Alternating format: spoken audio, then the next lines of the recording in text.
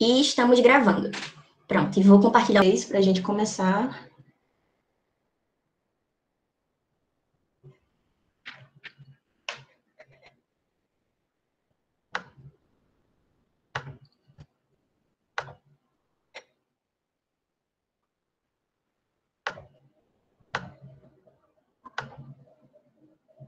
Deixa eu encontrar.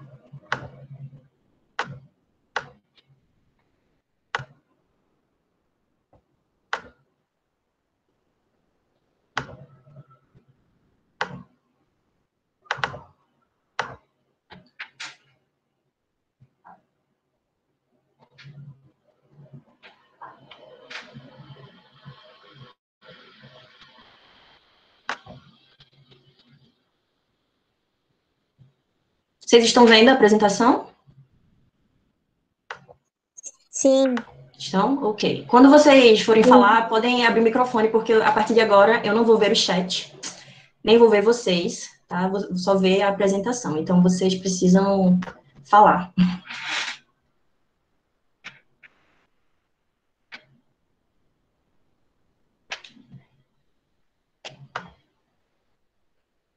Então, quem estava na aula de ontem, né, vai tirar de letra isso aqui, acho que vai ficar mais fácil, para saber responder o que é história.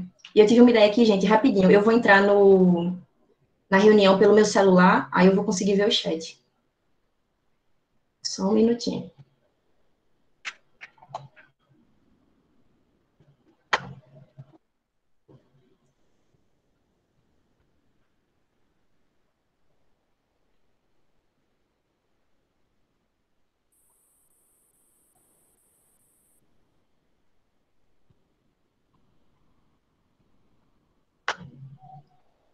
Ok, pronto. Agora eu posso ver o chat de vocês. Podem falar tanto pelo microfone como pelo chat aí que eu tô vendo. Quem estava na aula de ontem vai saber, né, o que é história. Vocês colocaram várias coisas do que acreditavam ser história, né? Uns falaram que é tudo que aconteceu no passado, estudo do passado, estudo do homem no passado. E, em linhas bem gerais, história, né, falando genericamente aqui, é o estudo, é uma ciência que estuda as ações humanas focadas no tempo e em um espaço, certo? Isso é história. E claro que vai ter várias subdivisões, várias formas de se estudar a história, mas de maneira geral é isso, é a ciência que estuda o homem no tempo e no espaço. E como é que a história é construída? E eu quero que vocês foquem bastante nessa parte do que eu vou falar, de que a história é uma construção, assim como todas as ciências, né? Mas como eu sou professora de história, eu vou falar da história. A história é uma construção, e ela passou por muitas mudanças ao longo dos anos, ao longo dos séculos, né? Tanto as pessoas entendendo o que é história, as pessoas escrevendo história mudou, para chegar ao que é hoje, isso daqui, né? Uma disciplina no qual tem um professor falando para vocês sobre o que foi a Antiguidade Clássica, o que foi a Idade Média, o que foi o Renascimento, o que foi o Iluminismo, a Revolução Francesa, até chegar na Idade Contemporânea. Né? Para chegar nesse modelo de hoje em dia, a história foi sofrendo várias alterações, né? Desde o momento em que ela não era uma ciência, até chegar no século XIX, que foi quando houve essa mudança de uma história que passou a ser ciência, a ser isso aqui que eu estou fazendo hoje, né? Que os futuros historiadores, quem sabe, vão fazer aí também, né? Vocês. Então, como é que o historiador atua para escrever essa história que é uma construção? E eu vou repetir isso várias vezes, porque para mim é bem importante que vocês saibam disso.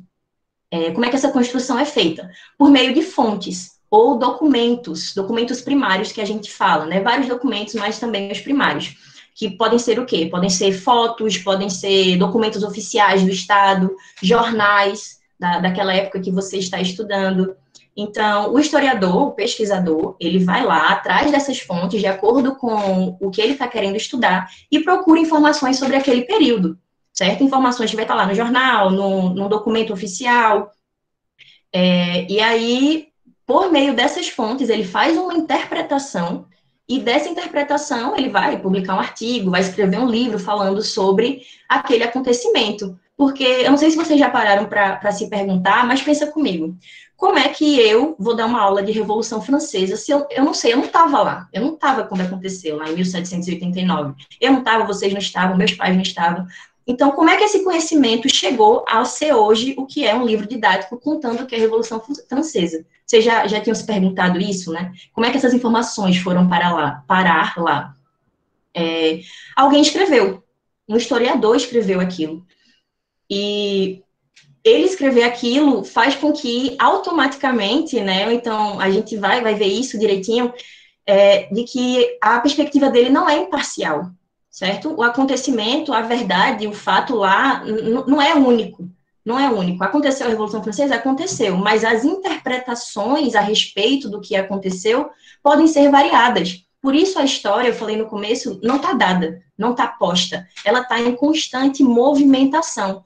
Se hoje, por meio de vários documentos, a gente entende que a Revolução Francesa aconteceu de tal forma, daqui a diversos anos, quem sabe, alguém pode encontrar novos documentos, novas perspectivas e fazer novas interpretações, logo vai mudar a história, certo? Aconteceu no passado, mas como ela está em constante construção, ela está passível de haver novas interpretações, de mudar o que é que a gente entende por história.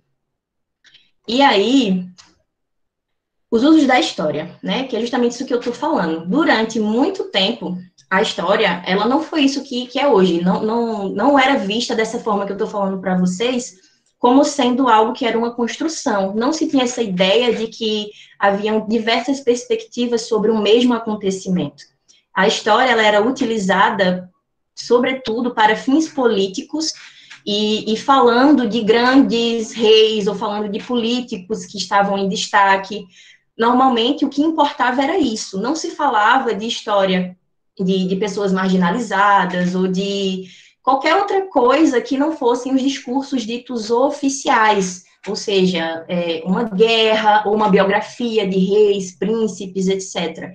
A história, nos primeiros tempos, né, desde a antiguidade, ela era utilizada para esses fins políticos, né, não era uma ciência aqui de ser ensinada na escola, na universidade, etc. Não, ela era basicamente a narração ou a escritura para fins políticos, falando de reis, de príncipes, ou de guerras que eram ditas ser importantes ou que mudariam o rumo da história, sabe?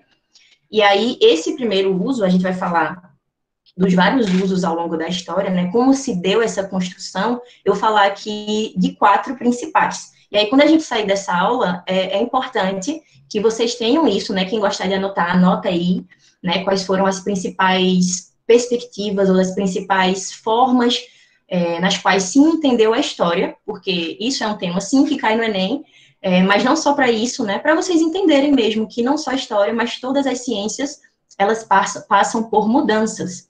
E o da história, o primeiro que a gente pode falar é o do regime antigo. Na verdade, antes disso ainda, a gente pode falar, porque aqui eu estou falando a partir da história que é escrita, mas a história sempre existiu, antes mesmo dela ser escrita, né, no período que é chamado de pré-história, né, que é o período pré-escrita, né, do que se convencionou chamar, já existia história em diversos locais no mundo que não eram necessariamente escritas, né, mas era uma história narrada, falada, como em diversas sociedades africanas ou sociedades originárias das Américas. E aí, esse na verdade, uma deficiência que a gente tem, né, no estudo ocidental. Quando eu falo ocidental, eu vou estar me referindo à Europa e América, que é essa falta de, por mais que existam, né, recentemente, vários estudos, mas ainda é uma deficiência. A gente foca muito no estudo da história ou das ciências por uma perspectiva do Ocidente, da Europa e da América. E é importante que vocês também questionem isso, certo? Aqui eu vou apresentar para vocês, porque, afinal de contas, é o que vai ser importante para vocês, tanto no Enem, né, e também o que a gente tem maior acesso na historiografia, mas no final a gente vai falar um pouquinho sobre outras perspectivas, para além dessa eurocêntrica, tá? Mas vamos lá. Então, a história sempre existiu, primeiro, como narrativa, né, em diversas sociedades, mas para falar de história escrita, a gente vai começar falando do regime antigo. E no regime antigo, eu vou estar falando aqui da sociedade europeia greco-romana, basicamente. E como é que era a história para eles? Não era de universidade, não era de escola, não era uma ciência. A história para eles era uma narrativa escrita e encenada. Como assim encenada? Era uma espécie de teatro, ou uma espécie de tribunal, né, no qual as pessoas literalmente estavam ali encenando uma grande guerra que tinha acontecido, ou o discurso de um rei, uma liderança política, e aí eles escreviam, sim, aquela história, mas sempre com uma conotação de estar passando ensinamentos para as gerações vindouras, né, o que a gente chama de história mestra da vida. E aqui eu faço uma pergunta: a história é mestra da vida? Será que ela tem essa função, ela deve ter essa função, não sei, de ensinar coisas, né, apontar os erros do passado e passar para as pessoas valores, erros e etc. Na antiguidade, ela tinha essa função, né? Tinha essa função que é chamada de retórico-poética, né? Retórica é a questão de você falar, de você se comunicar, discursar. E poética por ter essa ideia de ter que passar valores para gerações futuras. Então, tinha essa espécie de tribunal. Os chamados, né, os historiadores, ou as pessoas que narravam as histórias, tinham esse objetivo. Tinham esse objetivo de passar adiante valores e princípios do passado, encenando guerras e personalidades políticas importantes. Aqui não tinha nada a ver história você estudar outros tipos de classes ou fazer questionamentos, né, como eu estou propondo aqui para vocês que eu faça. Gil? Oi, pois não. Tem uma aluna aqui, Esther, que ela perguntou, ela pediu para tu explicar um pouquinho melhor o que é historicidade. Historicidade é você... Deixa eu só achar uma forma mais simples de falar.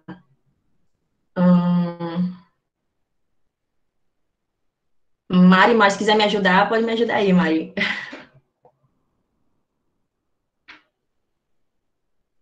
Deixa eu só responder outra coisa aqui. O pessoal perguntou se esses slides estão na plataforma. Sim, gente, esses slides e essa aula vão ficar disponíveis na plataforma junto com o Humanas Essencial. Quando a gente fala de historicidade, a gente está falando aí, vamos lá, em termos bem gerais, assim, da condição do que é histórico. Então, quando a gente está falando de historicidade, a gente engloba, por exemplo, o contexto de determinado acontecimento, a gente pensa no lugar, no tempo, no espaço dele. Por exemplo, eu vou dar um exemplo prático, tá? A gente pega um documento e aí a gente se debruça sobre ele e pensa, eu vou analisar a historicidade desse documento. Então, eu vou analisar o espaço em que esse documento foi produzido, eu vou analisar a temporalidade, eu vou analisar quem escreveu ele, com quais objetivos, se ele foi produzido num momento de ação, de decisão, qual é a característica dele. Isso é a gente compreender a historicidade. Exatamente, Lúcia colocou aqui, a historicidade, ela vai trazer justamente esses questionamentos sobre o que é que circunda, sobre o que é que engloba determinado documento, acontecimento, contexto dentro da história. Isso é a gente compreender a historicidade. Detalhe que, assim, né, a gente passa 2, 3 períodos na faculdade para a gente compreender o que é isso. Então, assim, é bem difícil realmente a gente entender, mas com o tempo vocês vão pegando a prática, assim. Mas é isso, historicidade é a gente compreender contextos, em termos geral, contextos, espaços, lugares e sentidos dentro da história, certo? E outra aluna perguntou aqui, Gil, ela perguntou se eles escreviam e narravam a história através de peças, no caso, os antigos. Vou responder, só para falar também de uma maneira direta, Mari, sobre o que tu falou de historicidade, de uma maneira, assim, bem geral mesmo. Historicidade é identificar algo histórico em um tempo e um espaço, certo? É você levar esse questionamento, mas identificar, seja um acontecimento, um documento, identificar ele dentro do contexto histórico que ele está, certo? É basicamente isso. Mas vocês não se preocupem tanto com esses termos, certo? Porque isso não cabe agora tanto para vocês, né? Historicidade, ou filosofia da história, isso não cabe agora, mas em termos gerais é isso. E sobre a outra pergunta, no regime antigo. Oi. A senhora podia dizer de novo qual era a definição de historicidade? Só para eu copiar? O que eu falei agora por último ou o que Mário falou? Não, o que a senhora falou por último, tipo a definição geral.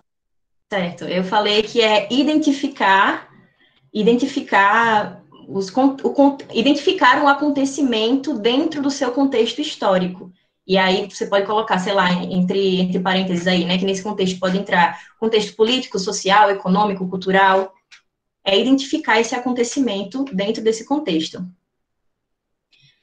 Sim, voltando para a questão das peças. Não necessariamente, não é que eles só faziam peças, sabe? Não é isso. Mas havia essa prática, certo? Eles escreviam, narravam, sei lá, aconteceu uma guerra. Aconteceu uma guerra, e aí alguém, né, uma pessoa responsável ali que sabia escrever, normalmente pessoas da elite, né, que tinham acesso à escrita, escreve a narração daquela guerra, e aí, em certo contexto, em certo momento, eles vão presentificar aquela peça, aquela história, aquela narrativa, né? Ou seja, vão realmente se colocar como os personagens. Eu não sei se alguns de vocês, sei lá, assistem séries, mas em Game of Thrones, por exemplo, né? Tem algumas cenas disso, no qual aconteceu uma guerra, e aí o pessoal depois montava mesmo um palco ali e fazia aquela guerra, né? Fazia uma peça como se fosse. Isso realmente acontecia, né? Claro, Game of Thrones é completamente fictício, né? Foi só um exemplo aqui para vocês visualizarem. Mas alguém narrava, escrevia uma biografia de um rei, ou então um acontecimento de uma guerra, e depois eles realmente faziam como se fosse uma peça teatral. É basicamente isso. Alguém colocou, acho que a definição que está no dicionário, né, do que é historicidade.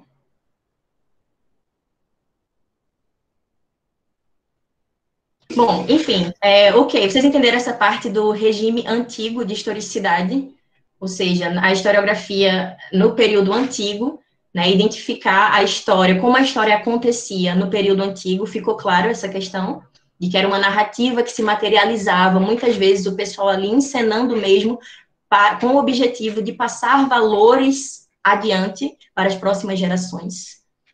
Ficou claro essa parte? Por favor, coloquem aí nos... Ok. Certo. Esse é o primeiro, certo? Que a gente viu.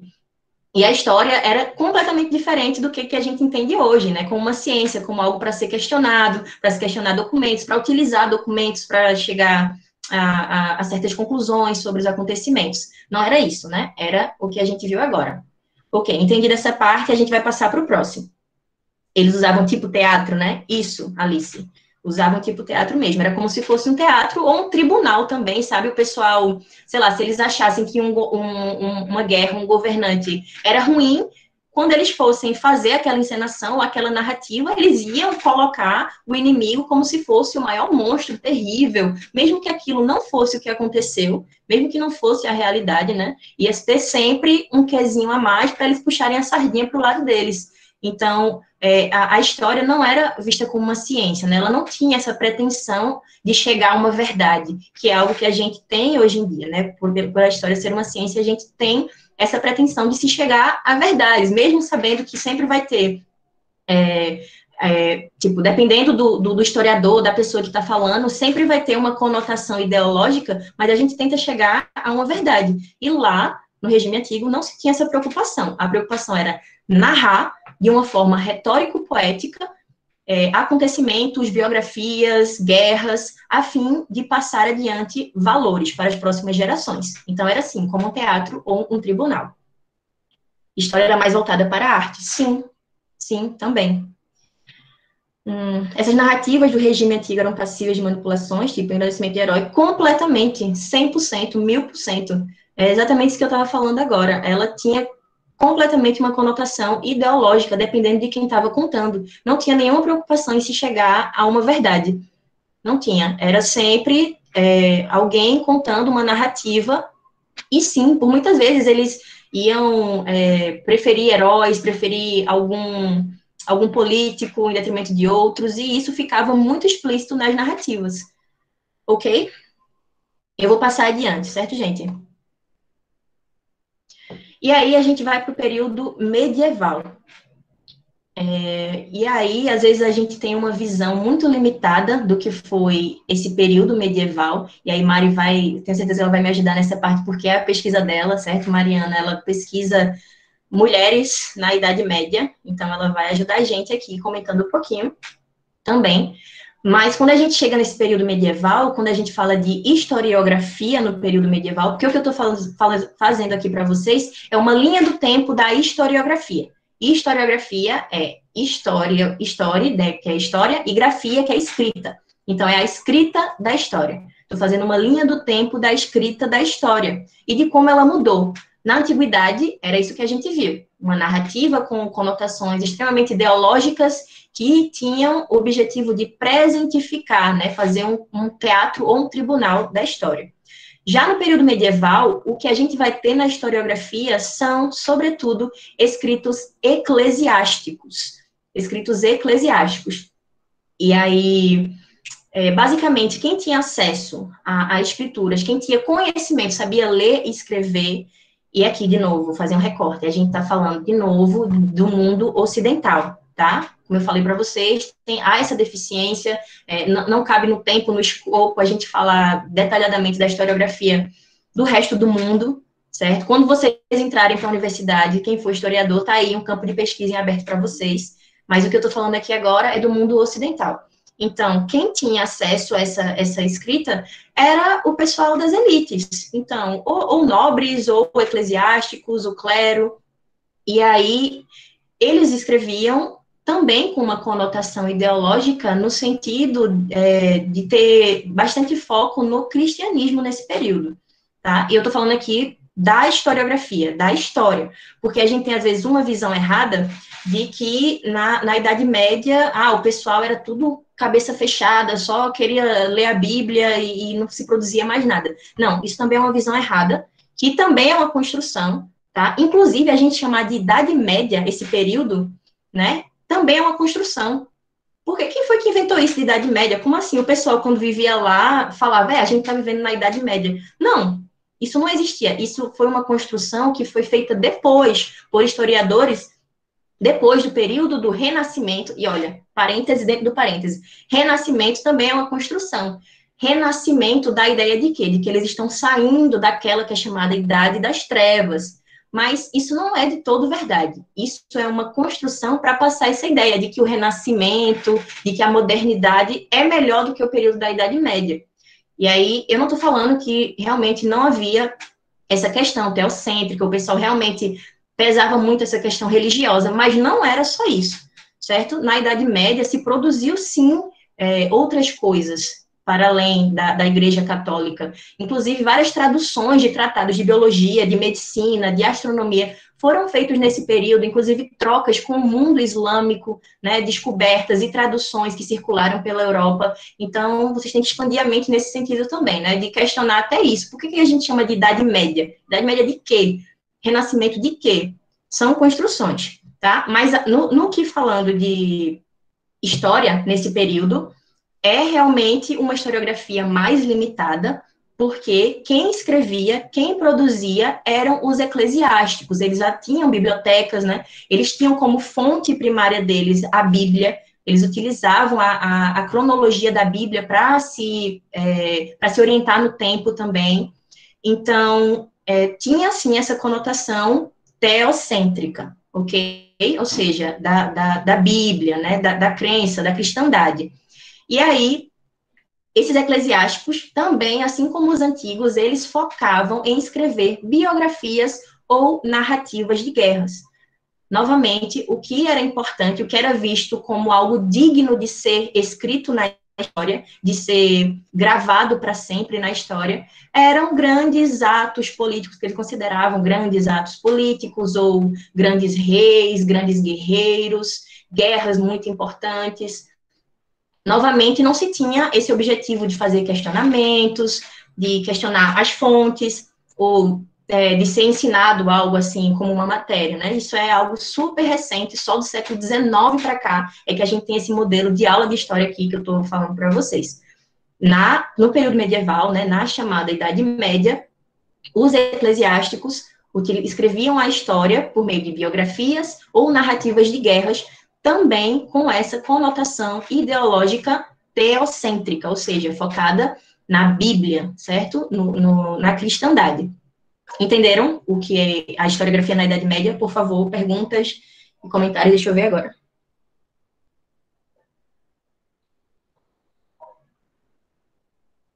Ô, professora, Oi.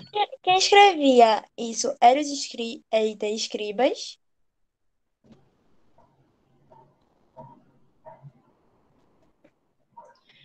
Também, também. Todo o pessoal que tinha acesso à escrita eram basicamente ou do clero ou da nobreza, né? Os camponeses, enfim, outras pessoas não tinham acesso. Quem podia escrever era o pessoal que tinha acesso à escrita, que tinha acesso ao conhecimento. Então, tipo assim, toda pessoa que tivesse acesso ao conhecimento, soubesse escrever, poderia escrever. Se fosse do clero ou da nobreza. Podia. Na verdade, não é que podia, só eles, tipo, tinham como escrever, tá entendendo? Não é como se houvesse, assim, tipo, regras, você pode ou não pode. Mas essas eram as pessoas que tinham acesso e eles consideravam importante escrever essas biografias ou escrever narrativas de guerra, simplesmente. Eram as pessoas que tinham como escrever, que tinham acesso, que tinham conhecimento, que tinham tempo livre para escrever, que tinham dinheiro, que tinham acesso à escrita Professora, mesmo.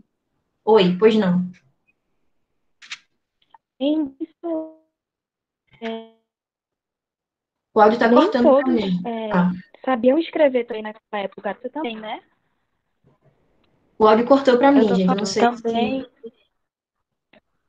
Tá cortando aqui também. tá Tá dando cortando pra mais. Eu ouvir acho Ah. que agora? eu acho que ela perguntou Entendeu? se outras pessoas sabiam ler, alguma coisa assim. Se outras pessoas sabiam ler na Idade Não. Média, Estão me entendendo agora? melhorou. Tô ouvindo. Eu falei, fora que também tem essa parte que nem todos sabiam escrever, né? Também não tinha essa parte. Então, nem todos poderiam escrever também, além dessa Sim, própria, exato. Ô, professora, dessa própria pirâmide de elite. Exato. Porque havia uma divisão, né? Era uma sociedade muito bem dividida em classes, né? Acho que você já deve ter estudado isso durante o ensino fundamental, né? Que a gente normalmente vê aquilo, clero, nobreza e camponeses, enfim, né? Então, quem tinha acesso era o pessoal que estava no topo da pirâmide mesmo, né? Então, quem produzia, né, a ciência, né, na verdade, a ciência também, quem produzia o que devia ser escrito, falado, as regras sociais de condutas, era esse pessoal que estava no topo dessa elite. mas por que só Alguém essas ia perguntar? pessoas? Por que só essas pessoas só tinham acesso à leitura? Era uma regra? Eram proibidas as outras classes de ler? Aí a gente está falando da organização social desse período, por uma questão, assim, bem simples, exploração. Pronto, basicamente é isso, desigualdade social e exploração, porque quem detinha os meios de poder, quem detinha os meios de poder, enfim, etc., era o clero. Então, eles diziam o quê? Que Deus, ele que dividiu a sociedade dessa forma. Deus me colocou aqui como rei, como nobre, né? Deus colocou o clero aqui para coordenar a igreja e ser, sei lá, ser a pessoa que está entre Deus e passando a mensagem para a gente, para cuidar dessa parte religiosa. E Deus que colocou vocês aí, camponeses, para se lascar, trabalhando para a gente. Havia esse peso grande também religioso. Então, as pessoas meio que né, estavam nesse contexto de organização social de exploração e desigualdade mesmo. Era por isso, sabe? Assim Isso como... que... Mari, pode falar. Opa, pronto, deixa eu só te comentar isso que tu comentou. Como a Giovana disse, essa questão, né, do escrever, do ler, não é como a gente tem hoje, não é algo que, por exemplo, a gente tem garantido por Constituição, que é nosso direito é a escola, aprender a ler, aprender a escrever, não é como hoje que a gente tem, por exemplo, projetos para ajudar pessoas em diferentes idades para isso. A sociedade medieval, ela é bastante dividida nessa questão, justamente como a Giovana disse, a gente tem os estamentos, e se acreditava que esses estamentos, eles são divididos dessa forma porque é um plano divino. Então, Deus, ele fez quem deve ir para a guerra, ele fez quem deve trabalhar e ele fez quem deve orar. E quem desobedecer essa ordem está indo não contra a sociedade, não contra quem tem poder, e sim contra Deus, certo? Então, é por isso que a gente tem uma parte da sociedade, especialmente aqueles que eram dedicados à vida eclesiástica, que vão aprender a escrever. São eles que vão ter o contato com a filosofia, com a história, com outras ciências, certo? E geralmente esse termo escribas, que alguém, acho que foi Esther, né, que colocou aí no chat, ele era mais utilizado na antiguidade para se referir a pessoas que dominavam a arte de escrever. No medievo, geralmente a gente chama essas pessoas de copistas, e geralmente esses copistas eram monges. Os monges faziam cópias dos livros, eram eles que sabiam ler o latim, que sabiam ler outras línguas, tá certo? E muitas obras eram proibidas, inclusive, porque se acreditava que elas podiam questionar a vontade divina. Como Giovana disse, existe um estereótipo muito forte, né, sobre a Idade Média. Ela estava falando sobre essa questão de como a história é perspectiva, a verdade também, porque geralmente a gente imagina a Idade Média como um espaço em que não existia saber, em que mulheres viviam reclusas, a gente imagina que enfim, fechado na Europa e que foi um período, né, um medievo branco, quando na verdade, por exemplo, eu vi uma pergunta super interessante, acho que foi de Esté também, mulheres, a gente tem mulheres no medievo que sabiam ler. A gente tem essa estrutura social, mas não quer dizer que não existiam exceções. Por exemplo, a Christine de Pizan, que é uma poetisa que escreveu Cidade das Damas, certo? A gente tem outras mulheres como Hildegard von Bingen, a gente tem, por exemplo, no fim da Idade Média, não esqueçam, que surgiram as universidades e muitas mulheres, assim, frequentaram as universidades. Trótula de Salerno, por exemplo, é uma mulher que frequentou uma universidade, né, agora não vai me vir o nome na cabeça, mas ela escreveu o primeiro tratado de ginecologia para mulheres, que foi escrito por uma mulher, né? Então, assim, a gente tem justamente essa questão de, enfim, existe essa regra, né, essa sociedade estruturada dessa forma, mas não quer dizer que não haviam exceções. E essa questão do saber ler e escrever, como o Gil disse, era bastante eclesiástica, mas a partir do fim da Idade Média, a gente tem... a partir do surgimento das universidades, né, a gente vai ter justamente essa maior popularização de quem escreve, quem tem acesso ao saber, porque os nobres vão começar a frequentar as universidades. E não esqueçam que muito disso que Gil está falando é no Ocidente, porque no Oriente, se por um lado, nesse mundo ocidental, né, a gente tem essas restrições, no Oriente a gente estava tendo nesse momento um boom nas produções. O Islã, por exemplo, traduziu, copiou, interpretou diversas obras de pensadores da antiguidade grega e romana. A gente tem pensadores como Averroes, que foi médico, que foi historiador, que foi filósofo. A gente tem Ibn Haldun, que ele era um polímata africano, que, enfim, ele deu origem a diversas ciências humanas, como a história, a sociologia, a filosofia, ciências econômicas. Então, é importante a gente ter noção de que isso que Gil falou sobre ser mais fechado, essa parte da escrita é para o Ocidente, certo? E mais no início do medievo, porque no Oriente a gente tem uma situação diferente, e mais para o fim da Idade Média, com o surgimento das universidades, isso vai mudando, tá? Prof. Gente, Mariana arrasa em Idade Média, né, gente? Eu gosto. Oi? A gente poderia colocar essa questão do saber, assim, comparando não, né, mas olhar com um livro chamado Queijo e os Vermes. Sim! Olha para aí, já estão com ótimas referências antes de entrar na universidade. Muito bom, muito bom. Esse livro, ele conta a história, né, de um moleiro que, enfim, tem a questão de que ele cria toda uma própria visão, né, sobre o que ele enxerga como certo no mundo, o que ele vê do mundo, né, e justamente ele vai ser perseguido pela Inquisição por conta disso, né. E aí tem justamente essa questão, né, de que ele foge daquilo que era proposto pela igreja, ele foge daquilo que, enfim, a igreja colocava como certo, né. Isso na época era, assim, motivo de enfim, intensa perseguição. Mas não esqueçam... Isso, mas não esqueçam que, assim, a Inquisição, ela começa ali a se formar no medievo, mas ela vai ser principalmente ativa durante a modernidade, tá? Justamente na modernidade, em que as pessoas colocam a Idade Média como vilã, como Idade das Trevas, é onde a Inquisição mais vai perseguir pessoas. E sim, caiu uma questão sobre Menóquio no Enem do ano passado, né? Mas, enfim... Vou deixar a Giovana continuar aí com vocês, senão não paro de falar que historiador é palestrinha, beijo.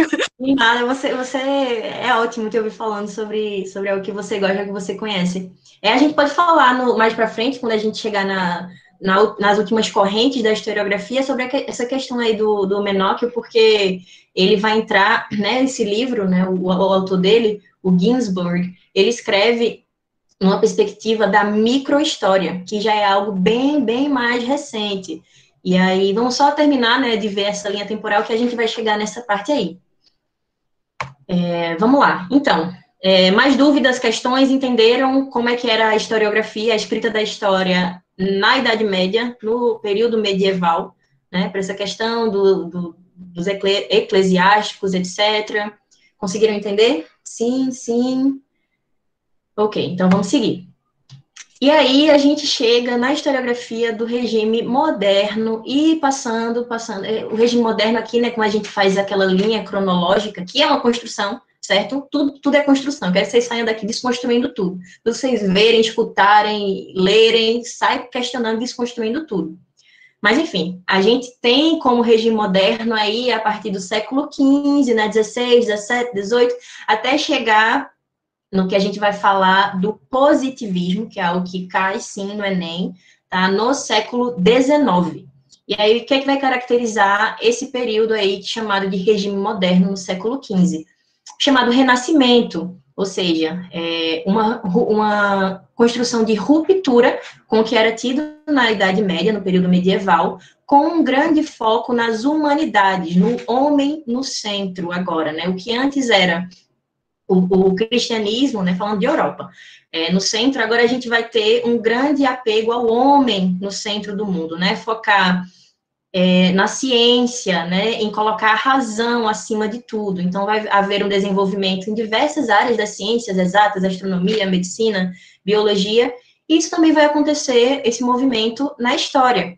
E aí, quando chegar no século XIX, com essa corrente positivista, o que vai ter é essa tendência de colocar a razão acima de tudo. E se é a razão acima de tudo, eles vão ser muito pragmáticos com as ciências no todo.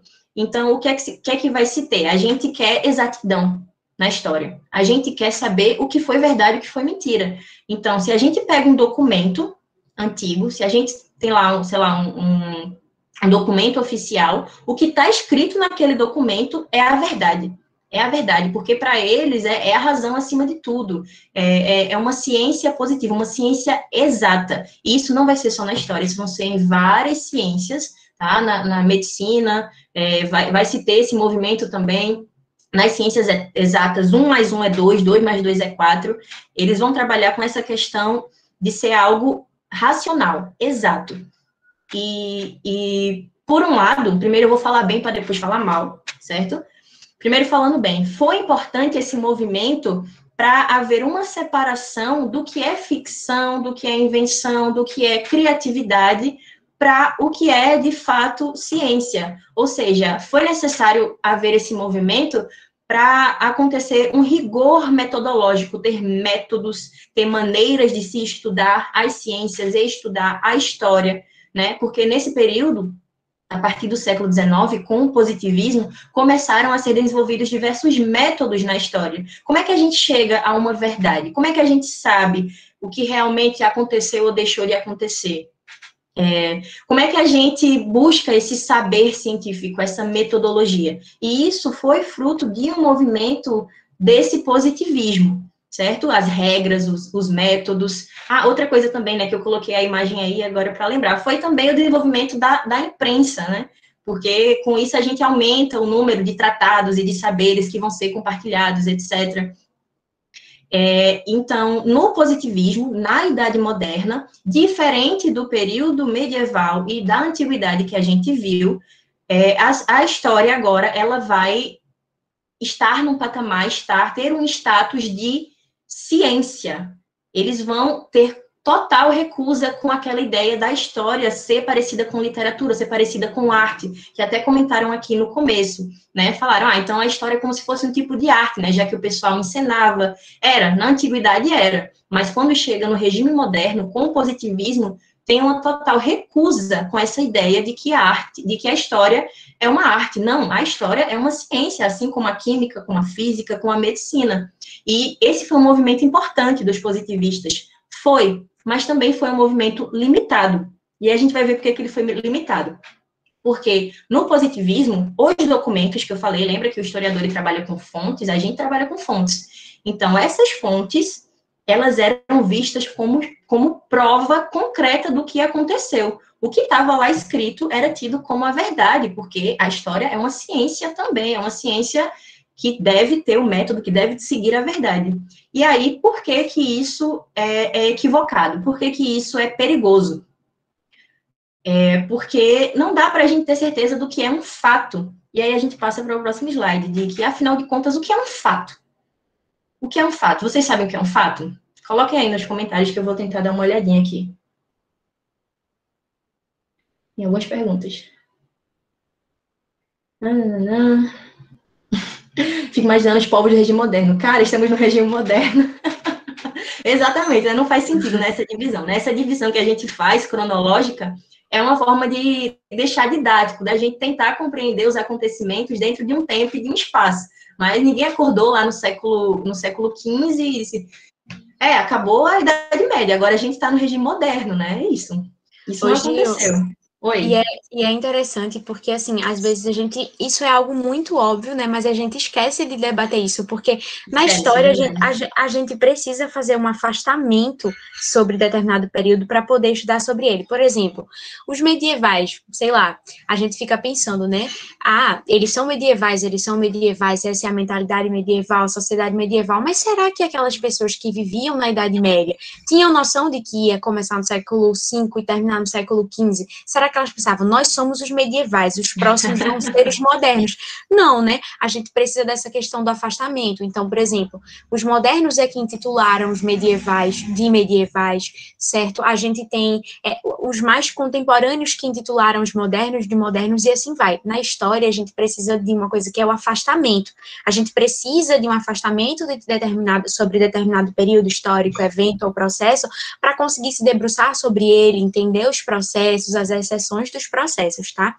E outra coisa que eu achei muito interessante é que, eu não sei de quem foi o comentário, né, porque ficou mais para cima, é que alguém comentou sobre essa questão de que o antropocentrismo era algo muito bom, estava salvando o mundo. Tem que tomar cuidado com isso, porque, assim, o antropocentrismo coloca o homem no centro, mas que homem é esse? Tá? Pensar aqui, ó, o homem que é colocado como modelo para os europeus, para esses filósofos, e sobretudo da Europa, né, que vão veicular essa ideia de antropocentrismo, é justamente o homem europeu, o homem moderno, o homem que está de acordo com os padrões que eram estabelecidos. A gente tem que parar para pensar que nessa coisa de você construir a ideia do homem que é civilizado, que é bom, que detém o conhecimento, muitos outros povos africanos, asiáticos, por exemplo, foram colocados como inferiores, né? Para você, se você estabelece um modelo universal de homem, automaticamente a gente para pensar. Qualquer pessoa que não esteja dentro do modelo universal estabelecido é tido como outro, é tido como algo ruim. Então, vamos tomar cuidado com essa coisa da gente estabelecer algo que é bom como universal, algo que é certo, sabe? Algo que é assim, não, esse é o modelo de homem que todo mundo tem que seguir e pronto. Muito cuidado com isso, é sempre importante a gente estar se perguntando, se criticando sobre essas bases, sabe? Mas, enfim. O tempo todo a gente está falando aqui que essa historiografia que eu estou falando para vocês, que foi falada na aula de ontem, é a historiografia do Ocidente, Europa, América, né? A gente pode depois, não sei, quem sabe, Mari, olha a ideia, marcar oficinas sobre historiografia com outras visões de mundo, né? Já que você estuda um pouco isso também. Mas essa historiografia que a gente está falando para vocês é a que é mais estudada aqui, né? Aqui, inclusive, vai cair para vocês no Enem também. Mas, sim, existem outras perspectivas, existem outras formas de se estudar, e a gente vai falar sobre isso no finalzinho, tá? Mas, enfim, a gente está conversando aqui, eu não sei se alguém falou que é um fato. Tô vendo que ninguém falou. Então, pessoal, vocês sabem o que é um fato? O que é esse fato que o positivismo trazia para si, né? Ele dizia que o documento era o meio de acesso aos fatos, né? Então, que danado era esse fato que eles tanto falavam? Isto é uma verdade imutável. Uma coisa que aconteceu no passado. Oi? Uma coisa que já tinha acontecido. Uma coisa que tem acontecido no passado. Um fato seria algo com provas que se torna irrevogável. A realidade, verdade concreta, algo que é concreto, que tem prova que aconteceu. Fato, algo que não pode ser questionado por não apresentar possibilidades de falsificações. Só seria considerado fato se estivesse registrado em documentos. Ok, tô gostando, tô achando interessante, né? Basicamente, o que vocês estão falando é que o fato é algo que é a verdade pura, né? Algo que não pode ser contestado porque existem provas. E aí, eu venho aqui só para falar para vocês de que é impossível ter essa certeza. É impossível saber o que foi um fato e o que é que não foi. É isso, venho comunicar isso a vocês, né? Infelizmente ou felizmente, não tem como a gente ter 100% de certeza, não tem como a gente saber o que é um fato. Por quê? Porque a gente não estava lá. É bem simples, é basicamente assim. O fato, ele seria o evento, realmente, como vocês falaram, existe. Aconteceu alguma coisa. Tá? Eu vou puxar aqui o exemplo. Na verdade, eu vou puxar o exemplo da minha pesquisa. Eu pesquiso o período da Era Vargas aqui em Recife, né? Estudo cultura negra, no período em que Vargas estava no governo Vargas, né? E havia a interventoria de um cara chamado Agamenon Magalhães aqui em Recife. Então, isso aconteceu, certo? Isso foi um fato, entre aspas, isso foi um evento, aconteceu. Por que isso aconteceu? Porque existem diversos métodos de se saber como algo aconteceu, né? Seja por registros em documentos, seja por história oral, seja uma pessoa passou para outra, então aconteceu. Houve a interventoria de Agamenon Magalhães aqui em Recife. Esse foi o evento, foi o acontecimento em si próprio. Uma outra coisa é o documento, ou seja, esses documentos que eu trabalho com jornais, eu pesquiso em jornais que falam lá sobre Agamenon Magalhães, que falam sobre Vargas, e outra coisa é a história é o que eu estou fazendo, eu pego um documento sobre o evento e faço uma interpretação. São 3 coisas separadas. Vocês estão conseguindo entender que são 3 coisas separadas? Um é o acontecimento, que não tem como eu saber o fato, como é que foi, porque eu não tenho uma máquina do tempo, não tenho como voltar lá e falar com Vargas, trocar uma ideia com Agamenon Magalhães, para ver que ele realmente existiu, que ele realmente aconteceu. Ô, professora. Oi. Então, como a gente vai saber o que é fato e o que não é? Eu vou chegar lá. Ótima pergunta. Os historiadores fazem essa pergunta o tempo todo. Então, uma coisa é o evento, eu não tenho como saber porque eu não estava lá, tá? Outra coisa é o documento, e outra coisa é a história, que é a análise que eu estou fazendo. Então, como é que eu faço então? Professora? Como é que eu faço? Como é que eu vou saber o que realmente aconteceu, o que não aconteceu? Para que serve a história, já que tudo isso pode ser uma invenção? Será? Será que isso pode ser uma invenção? Não. Por quê? Porque não pode ser uma invenção. Porque existem métodos diversos, existem análises diversas. Assim como na medicina, na biologia, existem, por exemplo, testes que devem ser feitos, vocês estão acompanhando isso bastante agora com a vacina, né, da Covid-19. Existem diversos testes, métodos, técnicas que se fazem, vários pesquisadores com várias perspectivas, da mesma forma que existe para uma ciência exata, para uma ciência biológica, e que isso não é questionado assim, não, isso aí é invenção, esse vírus aí não existe, essa vacina aí não serve. Assim como não deve haver esse questionamento, porque existem métodos, existem processos históricos de vários pesquisadores que vêm desenvolvendo essas técnicas, da mesma forma acontece na história. Então, quais são esses métodos? Existe uma história que a gente pode fazer por meio de comparação, pegando vários documentos sobre o mesmo período e vendo que, de fato, várias coisas coincidem, várias coisas também não se conectam, né, são diferentes. A gente pode utilizar por meio de artefatos, ou seja, objetos, diários pessoais, fotos, imagens. A gente pode utilizar a arqueologia, que também é uma ferramenta dentro da história. Então, quando a gente quer ter acesso a coisas de muito tempo atrás, de milhares de anos atrás, usa-se a ferramenta da arqueologia. Então, existem técnicas, existem métodos. Então, a gente não pode falar sumariamente de que a história não serve, então que não dá para saber porque tudo pode ser invenção. Não tem como ter 100, 1000% de certeza, porque a gente não estava lá, mas existem provas, existem documentos, certo? Então, o evento, né, que os positivistas diziam ser o fato, eles confundiam esses 3, eles colocavam como se fosse uma coisa só. Eles pegavam um documento e diziam que era verdade absoluta, mas eles não questionavam aquele documento, não se perguntavam, será que não é uma falsificação isso aqui? Né? Será que eu não tenho que pegar um outro documento para questionar, para fazer uma comparação? Será que eu não tenho que questionar quem foi que escreveu isso? Em que período isso foi escrito?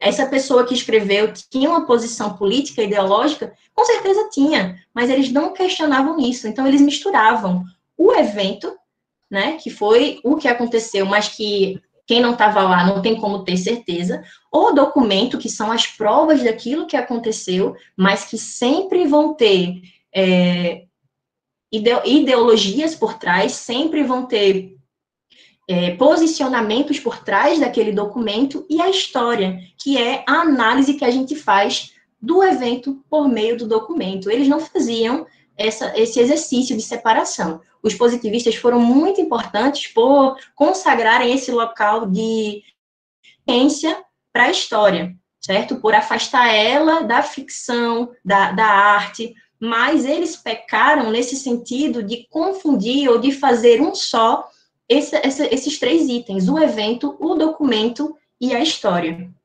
Vocês conseguiram entender isso? Essa parte? Ô, Gil, Oi. Opa. Então, eles meio que juntavam os 3 e faziam um só. Exato. Eles pegavam o documento e achavam que aquela era a verdade inegável, diziam que era o fato irrefutável. Isso é um fato, isso ninguém pode questionar. Tá aí dizendo, ó, olha aí o documento. Mas isso é equivocado, a gente precisa sim questionar esse documento, né? Questionar quem que falou, quem que disse isso, né? Quem escreveu isso? Foi um político que estava, né, querendo passar uma mensagem, uma certa mensagem, né? Ou, enfim, a gente precisa fazer esse tipo de questionamento. Ô, Gil, e é interessante a gente perceber o seguinte, que hoje, o que acontece? Sendo bem assim, falando bem da nossa prática como historiadores, né? Hoje, o que a gente faz? A gente pega um documento, a gente lê o documento. O que a gente faz, em primeiro lugar, é isso. A gente lê o documento e passa a se perguntar. A gente identifica o tempo do documento, o espaço em que ele foi construído. Se esse documento, qual é o tipo dele? Ele é um testamento? Ele é uma declaração de independência? Ele é um documento de venda? Ele é um jornal? Certo? Por quê? Tudo isso vai influenciar a construção de um documento. Quando o Gil fala sobre isso, de que o evento, o documento e a história eram a mesma coisa, é porque o positivista pegava o documento, identificava nele o tempo e o espaço em que ele foi construído, identificava a veracidade dele, sabe? Mas ele não interpretava, ele não tentava compreender aí as teias de relações que existiam no documento, o que é que está implícito, as ideologias, porque ele achava que o documento, ele é um vestígio direto do passado. O que a gente entende? Hoje, certo, esse documento, ele é um vestígio do passado, mas ele traz em si ideologias, ele vai trazer muito das pessoas que construíram ele. E as pessoas que construíram os documentos são diversas, então a gente precisa entender isso, entender as teias de relações. Para aquele que é positivista que pega o documento, não. Quando ele pega o documento, ele pensa, isso aqui é o retrato do passado, eu só preciso reproduzir. Eu não posso me colocar, eu não posso fazer interpretação sobre esse documento, senão eu vou estar destruindo a história. É isso que Gil quer dizer. Então, em certo ponto, se o que está no documento é o passado, se o evento que está no documento é o passado, então a história vai ser justamente o que eu extraio do documento sem interpretar. Então, em certo ponto, isso fica confuso, porque não se refletia tanto sobre o local do historiador, certo? Então, assim, quando a gente fala sobre os fatos, né, isso que Giovana falou, de você hoje, né, quando a gente vai fazer a história, a gente pegar os documentos para ver de fato o que aconteceu, não quer dizer que os fatos, eles não são pautados justamente no que as pessoas pensavam, nas ideologias que elas carregavam, certo? E quando a gente escreve sobre hoje, a gente também coloca muito de si. Então, os fatos, eles vão ser contados e narrados de maneiras diferentes, a partir de diferentes perspectivas. Por exemplo, vocês acham que um senhor de engenho e um escravo vão contar da mesma forma da escravização? Não, eles vão contar de modos diferentes. Não quer dizer que o fato, né, que, por exemplo, a escravização não aconteceu, só que ela vai ser contada de modos diferentes por um e por outro, certo? O que a gente aprende assim, dominar vários métodos para justamente entender quem está falando, quem é que está dizendo sobre determinada coisa, qual é a ideologia que essa pessoa carrega, entendem? E, Gil, tem uma menina que perguntou aqui sobre a tua pesquisa, a senhora está fazendo com essa pesquisa, é uma historiografia? Não, a historiografia, ela é, como a gente falou, é a escrita da história. Então, é essa periodização, é esse entendimento de que historiografia é a mudança, né, que houveram várias escritas da história ao longo do tempo, certo? Então, na antiguidade foi uma, no regime moderno foi outra, a gente está falando do regime moderno agora, né? No período medieval foi outro. Então, historiografia é isso, certo? É o estudo da escrita da história, como a história foi mudando ao longo dos tempos. A minha pesquisa, eu estou pesquisando cultura negra aqui em Recife, nos museus em Recife, na décadas de 30 e 40. Então, foi nesse período, né, do governo Vargas no Brasil e da interventoria de Agamenon Magalhães aqui. A minha pesquisa, ela entra no âmbito da história cultural, porque ainda tem isso, né? A história, ela não é só uma coisa homogênea. Existe a perspectiva da história política, que vai dar foco nos eventos políticos, né? Negociações políticas, documentos oficiais, como o Mari falou, né? Pode ser um testamento, pode ser uma declaração de independência, ou é uma nota oficial do governo. Isso aqui é a história política. Existe a história cultural e a história social também, que é algo que a gente vai estar abordando nas aulas de história também, né, na segunda-feira, né, Mari? Ao longo do ano. Isso mesmo. Ô, Gil, e é interessante que, assim, o pessoal saiba que a gente, enquanto historiadores, trabalha sempre com essa questão da escrita da história, mas quando a gente fala nesse sentido que Gil está trazendo de historiografia, é justamente você compreender essas diferentes formas, né, o estudo da escrita da história dos diferentes modos. Claro que Gil, na pesquisa dela, por exemplo, ela vai utilizar um método próprio. Por exemplo, na minha pesquisa, o meu método é análise de discurso e história comparada. Na de Gil é outra. Claro que a gente trabalha com escrita da história, mas isso que ela está falando, né, enfim, na fala dela, na aula dela, é justamente esse estudo de como a história foi sendo escrita ao longo do tempo, certo? Cuidado para não confundir isso. Enfim, desculpa, Gil, interromper de novo. Perfeito, pode comentar. Então, gente, vamos lá, perguntar novamente só para ver se vocês estão entendendo até aqui. Entenderam a escrita da história, a historiografia no período moderno, no positivismo, né? O que foi o positivismo? Essa corrente ideológica que tinha como objetivo fazer o uso das ciências exatas, né? De utilizar a história como um saber científico. Ficou claro isso, né? De como isso é diferente do período medieval e também como é diferente do regime antigo. Percebem como a historiografia já mudou bastante, né, ao longo dos séculos, como qualquer ciência, como qualquer coisa na história, há mudanças, né, de perspectivas, há mudança dos usos da história, percebem como mudou? Sim, ok. Massa, perfeito então. Então, acho que a gente pode passar adiante. Peraí, tem gente pedindo para entrar. Ok, então até agora vimos regime antigo, período medieval, regime moderno, e a gente chega na historiografia contemporânea. Ô, professora, Pois não. a senhora vai botar alguma ficha de resumo desse pra gente? Eu, Ou alguma atividade? eu posso fazer uma ficha de resumo para vocês. Quer dizer, ô Mari, na verdade, eu não sei se tem uma ficha de resumo da aula de ontem. Tem a ficha de resumo da aula de ontem, que tem todas essas questões, porque essa aula de hoje, ela tá revisitando o que a gente trabalhou ontem, tá certo? Então, vocês entrarem na parte de história, tem uma ficha com isso que tudo isso que Gil comentou, ok? E o slide tá na plataforma também. É isso que eu pensei, né? Porque eu acho que não valeria a pena fazer uma outra ficha, porque eu tô, basicamente, o roteiro que eu tô seguindo aqui, né, do regime antigo, período medieval, modernidade contemporânea, foi falado na aula de ontem também, então, eu acho que... Mas, assim, se ficar com alguma dúvida, se quiser ter mais informações, qualquer coisa, entre em contato lá, eu entrei no grupo no WhatsApp também, da turma de Humanos Essenciais, então vocês podem falar comigo, não tem problema nenhum. Enfim, a gente... Obrigada. Nada. E aí, por fim, a gente chega na historiografia contemporânea, ou seja, diversos historiadores e pesquisadores que, assim como eu, estou fazendo aqui, falando para vocês, vão criticar também essa ideia do positivismo, né, esse equívoco, então, essa ideia deles de fazer um só, o evento, o documento e a história, fazer uma coisa só, e vão questionar, vão dizer, não, como assim? Quer dizer que o documento por si só está ali falando os fatos, será que a gente não precisa questionar? E aí, essa historiografia contemporânea, ela vai ter duas principais correntes que a gente vai comentar aqui, que vai ser a historiografia marxista e dois, a historiografia da escola dos análises. E aí, ao falar do marxismo, primeiro, né, e foi algo que quem estava na aula de ontem, eu sei que o pessoal ficou com algumas dúvidas, então, pera, o que é marxismo, o que é análise? A gente vai tentar falar de um por um para fazer essa diferenciação.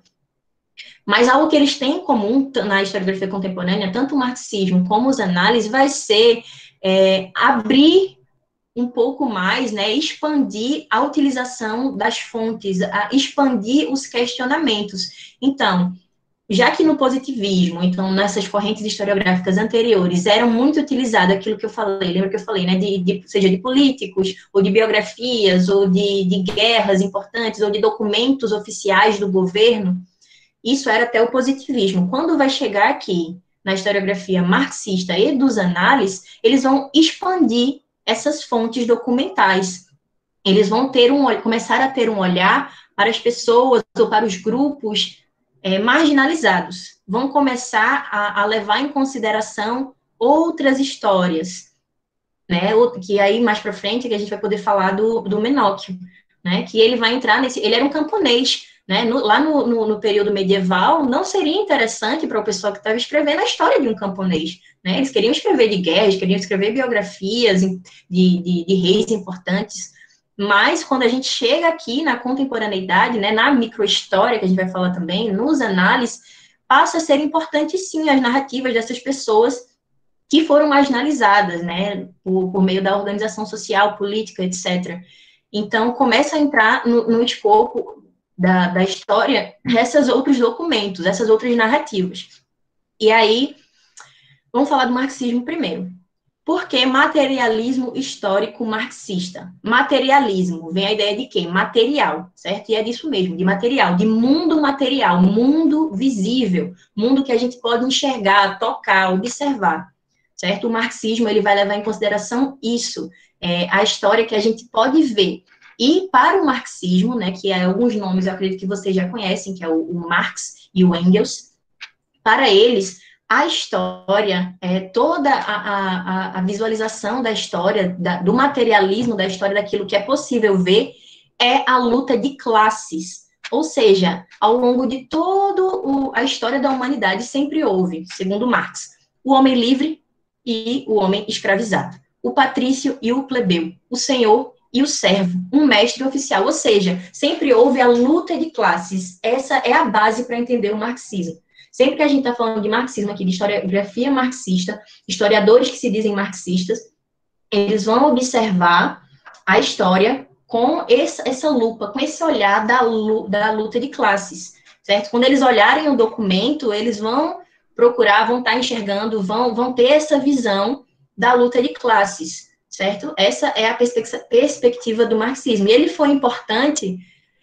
para aumentar, como eu falei, né, para aumentar o número de documentos, a forma de você enxergar a história, porque agora seria importante, para além da política, você observar interesses sociais, políticos, econômicos e de classe, né, já que o principal é a luta de classe, das pessoas que estão produzindo os documentos, certo? Estão entendendo até aqui? Para eles, é muito diferente do que era visto no positivismo, de que o documento, ele falava o fato. Não, para eles existem interesses por trás.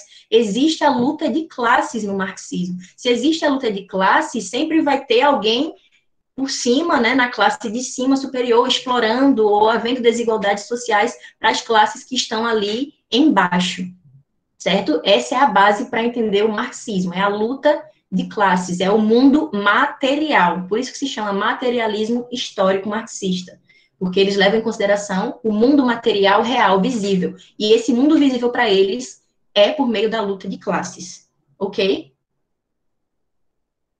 Deixa eu ver os comentários, tem muitos comentários. Entenderam até aqui o marxismo? Por favor, deem um retorno. Oi, pois não. Então, para eles, qualquer documento que fosse feito, por trás tinha uma intenção. Então, tinha uma Sim. intenção de classe, essas coisas. Sim, exatamente.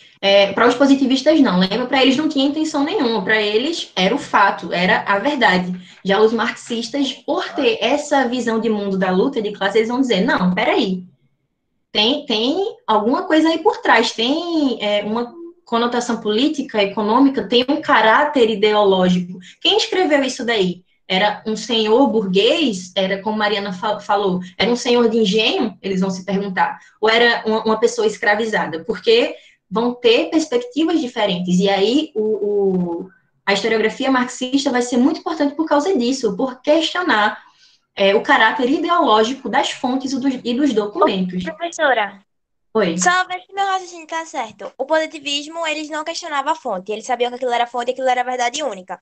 Já Exato. o marxismo, ele lutava pelas classes, negócio de classes. Luta E de eles, classes. e eles viam a fonte como se fosse assim, tipo, eles questionavam a fonte, dizer de onde veio, porque escreveram, porque tá assim. Exatamente. Perfeito, perfeito. Não tiro nem acrescento nada, foi perfeito. Exatamente isso. É porque eu tava em dúvida, só lhe perguntei pra você era isso mesmo. Obrigado. Nada, perfeito. Se você tendo isso em mente aí, você tira de letra o resto, certo? Ô, O Gil, positivismo é isso. Oi, pois não. detalhe que isso que o Iliane falou, a principal questão que eles vão observar nos documentos é essa questão, né? Quem é a classe que domina e quem é a classe dominada, e quais são as relações de produção, de trabalho que existem por trás daquele documento, né? Quais são os interesses políticos, econômicos e de classe que existem no documento, certo? Então, é realmente isso aí. Mas, principalmente, pensar nessa coisa. A classe, ela vai ser um aspecto central nessas análises, tá certo? Nessas análises, desculpa. Perfeito. Bom, então eu acho que até aqui tudo bem, né? Em relação ao marxismo, como Mari falou de marxismo, tem que vir na cabeça de vocês, ideia da luta de classes, né? Eles queriam entender essa configuração do trabalho por meio da luta de classes. Então, tem alguém explorando, tem alguém sendo explorado, porque justamente desde que o mundo é mundo, segundo eles, tem essa luta, né, de interesses, tem essa disputa de interesses. Então, marxismo é mais ou menos isso, né, a base, né, para a gente entender, lógico, da historiografia marxista. E espero que dê para entender também, né, que tenha ficado nítido a mudança total de perspectiva da historiografia positivista para a historiografia marxista, né? É uma mudança total, né? Porque o que antes não havia questionamento, agora vai ter muito, muito questionamento, tendo em base isso da luta de classes e do materialismo histórico. Ok? Tudo bem até aqui? Se estiver tudo bem sobre o marxismo, não houver mais comentários, perguntas. Sim, professor, tudo certo. Oi. Tudo certo. Certo, tudo bem. Então vamos passar para os análises. E aí a gente chega nos análises.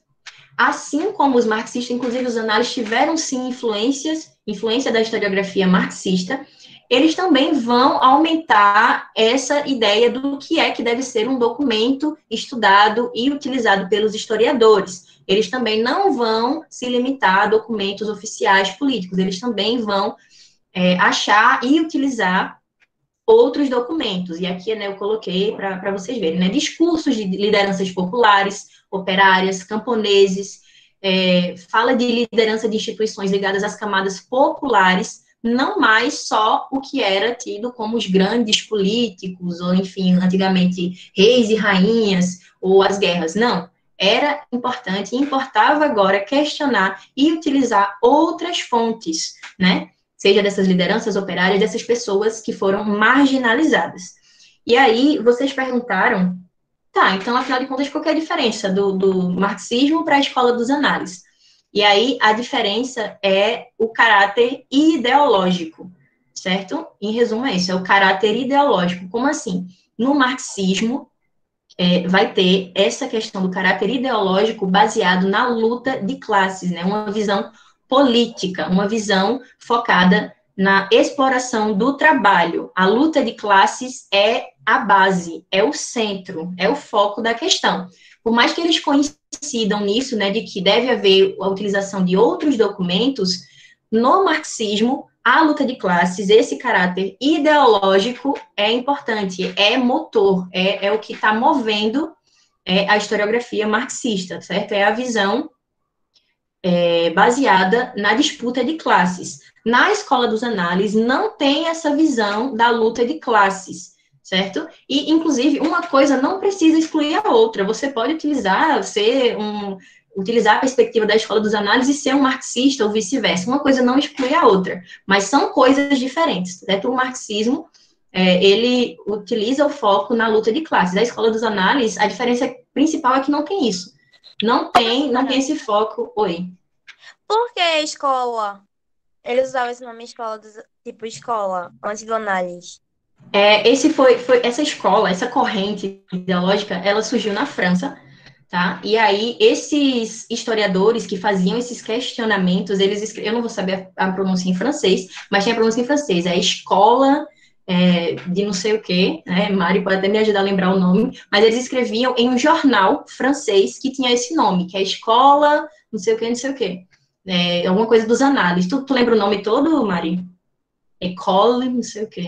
Não, eu não lembro, mas é nessa pegada aí mesmo que tu falou. Né? Mas era o nome de um jornal francês. E aí, nesse jornal, eles escreviam, começaram a questionar, sabe, por influência do marxismo, só que aí, tirando esse caráter ideológico, né, eles não falavam diretamente, tem luta de classes. Não, mas eles faziam esse questionamento. Peraí, por que a gente só tem que usar documentos políticos oficiais? Não, porque a gente não estuda também lideranças populares, não estuda também os camponeses, não estuda pessoas marginalizadas, mas aí foi essa escola, né, esse movimento começou na França, os historiadores, eles escreviam nesse jornal, que era esse nome, École alguma coisa dos análises, né, que a gente chamou de escola dos análises ou só os análises. Quando a gente está na faculdade, a gente sempre... Oi.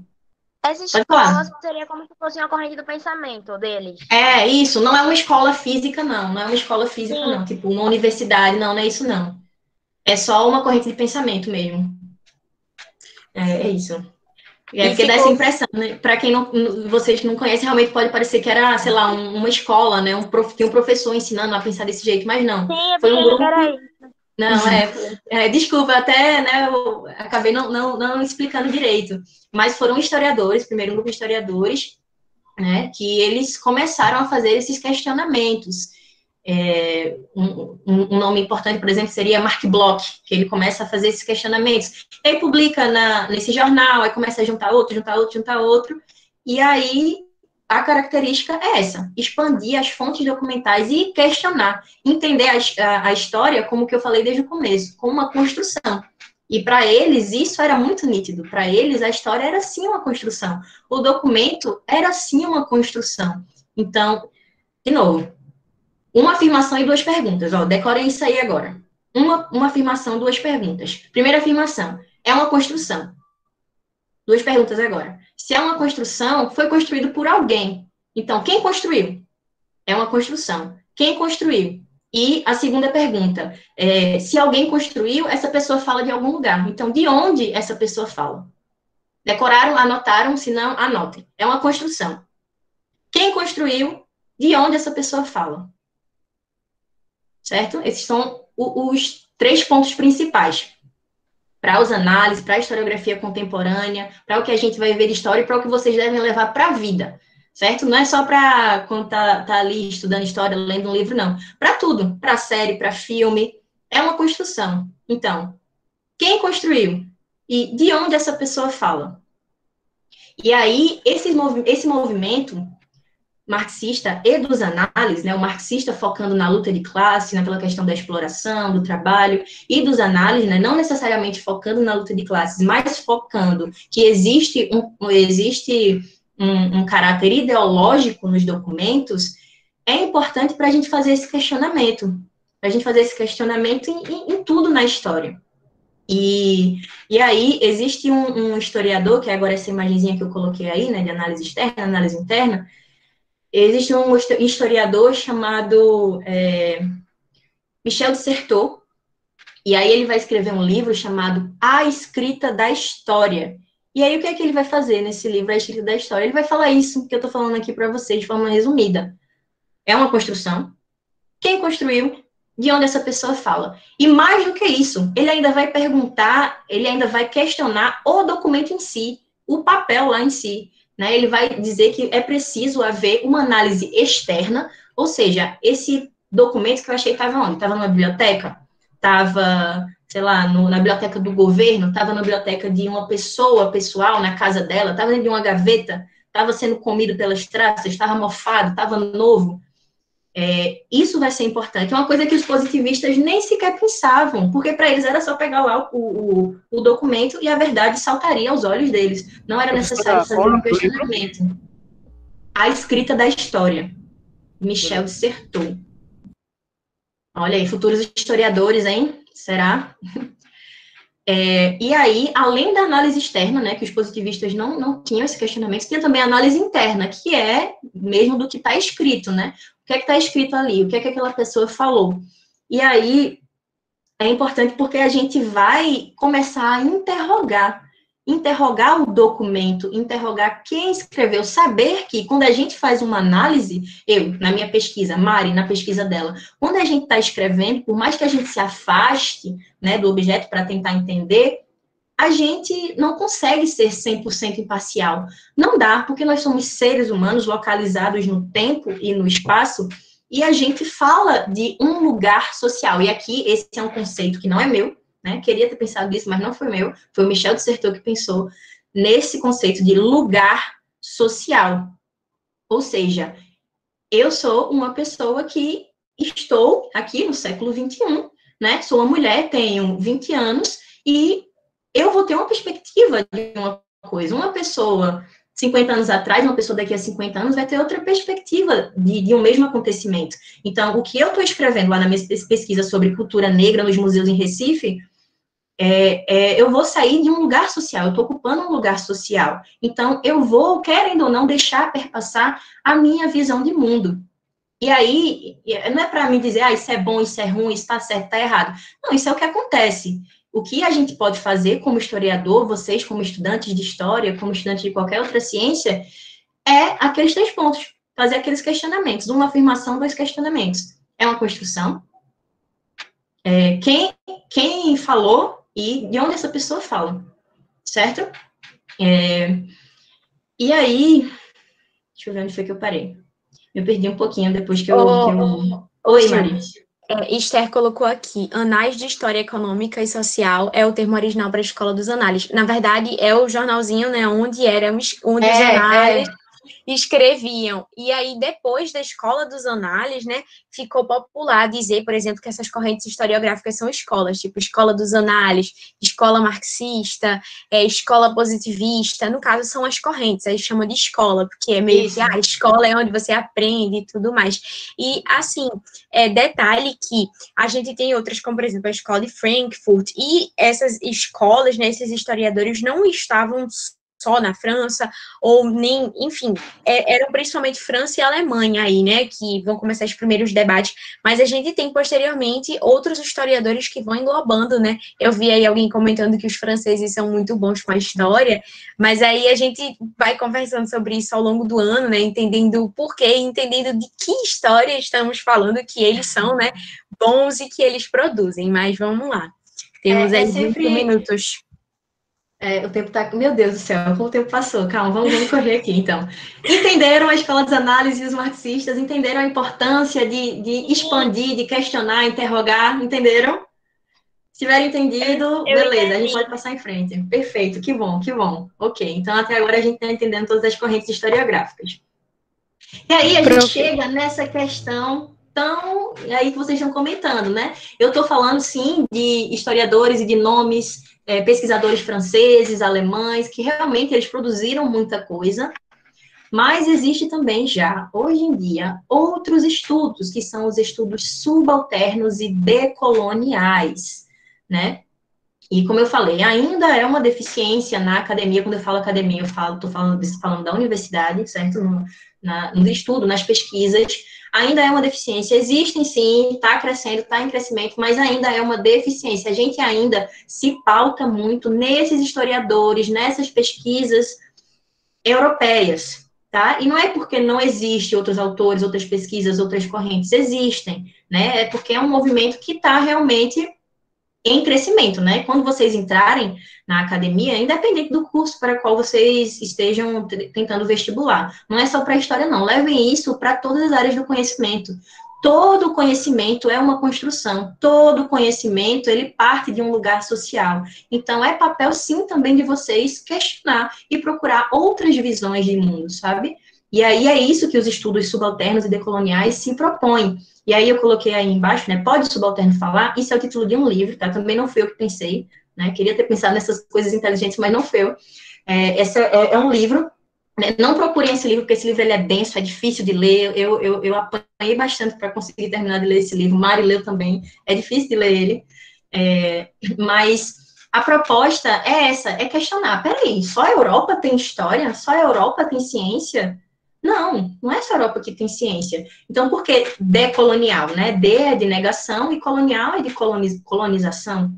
Então, é de tentar escrever uma história sem ser pela perspectiva daqueles que colonizaram países como a Índia, por exemplo, ou então os países do continente africano, os países da América. É uma história escrita pelos olhos do subalterno. E aí, segundo a escritora que escreveu esse livro, a Spivak, ela é indiana. Quem é esse subalterno? O subalterno é essa pessoa que não tem representação política nessa classe da elite.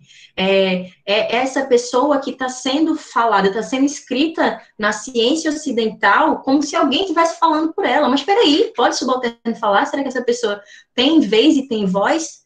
E aí ela vai já adiantar, né, que não, que nos escritos ocidentais, nessa ciência, né, que a gente está falando aqui, toda essa historiografia, quem tem vez, né, quem é a pessoa que está no modelo, como o Mari falou, é o homem europeu, ocidental.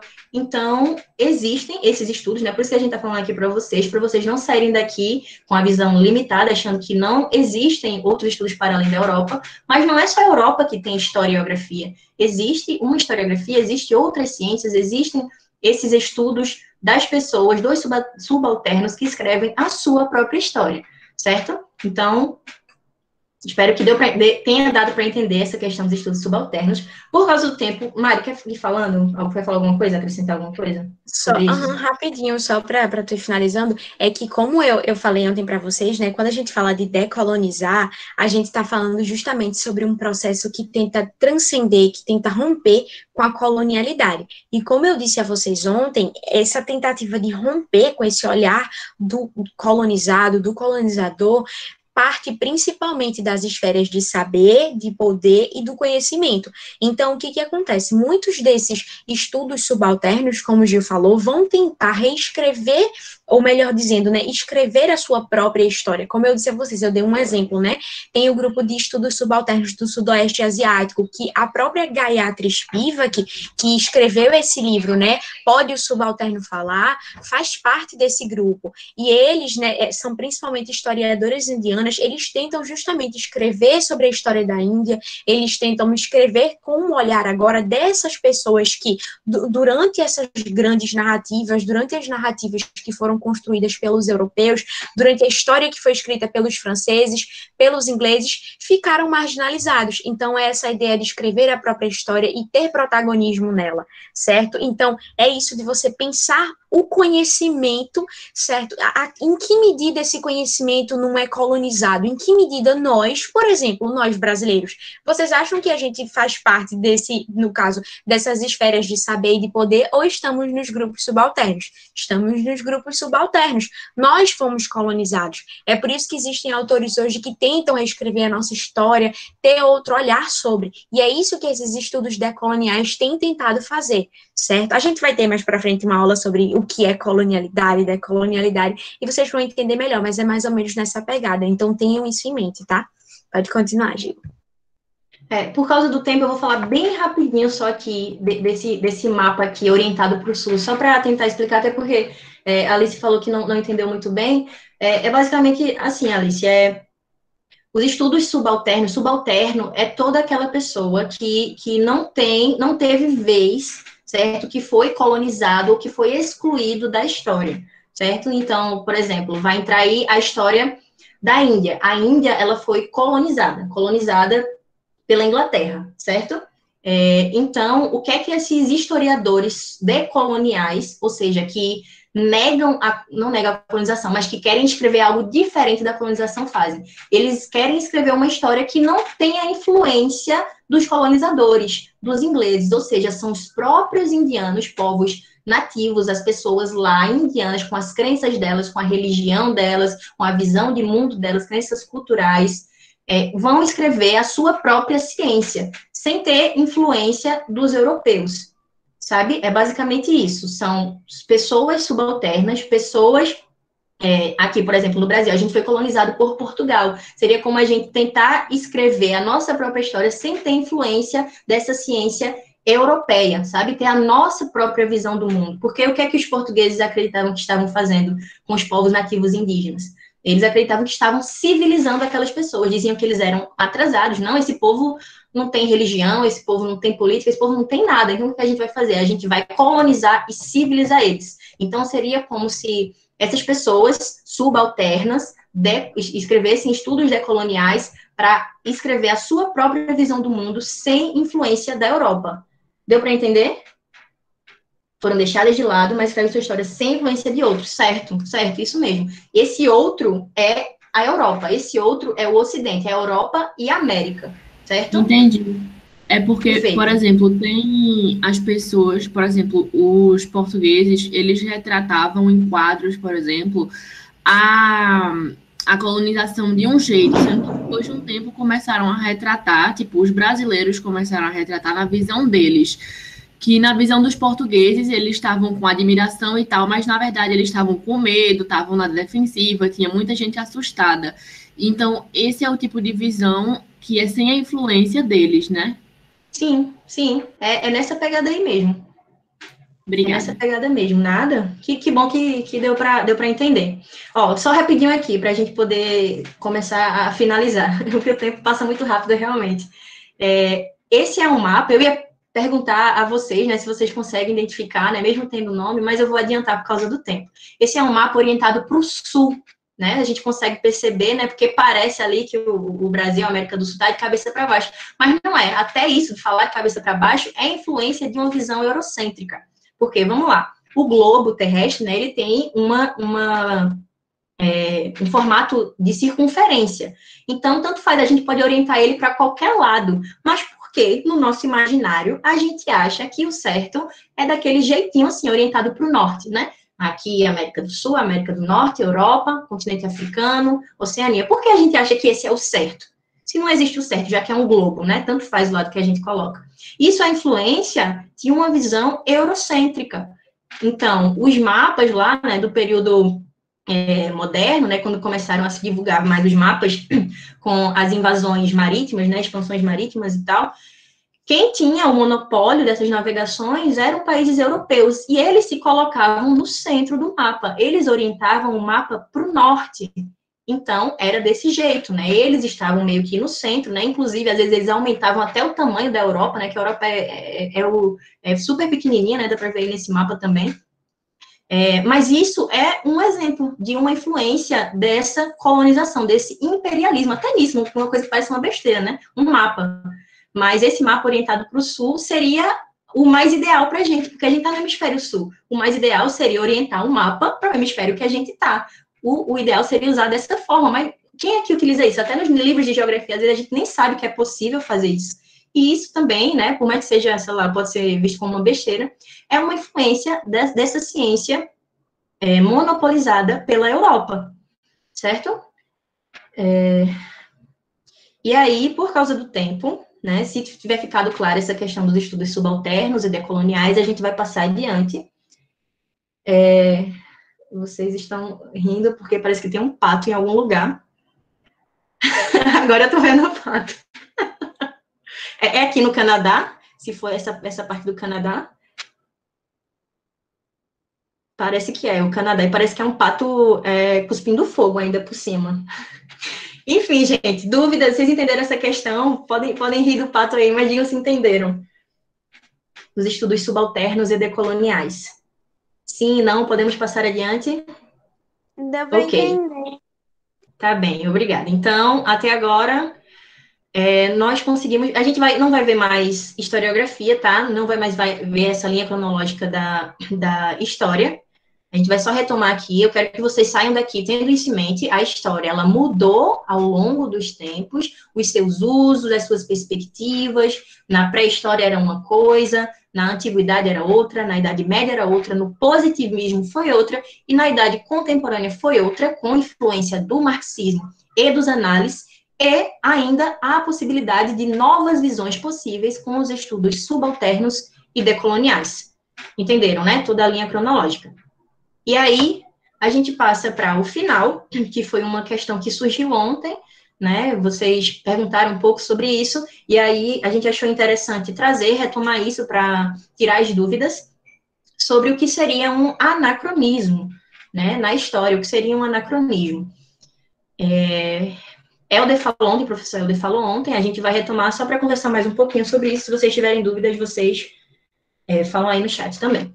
Então, anacronismo seria um erro, um equívoco cronológico, né? Ou seja, anacronismo, sempre indica negação. Então, fora da história, né? Ante a história, um equívoco na história. Então, é quando a gente coloca a nossa visão de mundo de hoje, né? A gente imprime essa visão de mundo, seja um sentimento, uma ideologia, para coisas no passado da qual aquilo não pertence.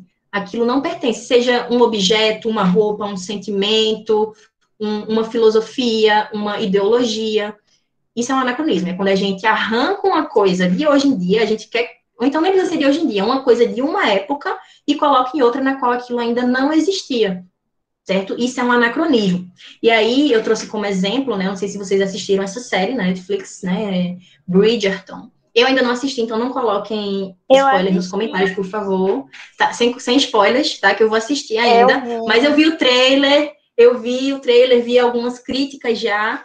Então, é muito pesada essa série. E ai meu Deus. Pra terminar aqui a aula, eu vou assistir o episódio. Depois a gente comenta. A senhora vai gostar. Agora, assistindo no celular, se der seus É muito pesado. Muito. Ui, eu tô ficando assustada. Ah, tá, entendi. Tem muita coisa feia.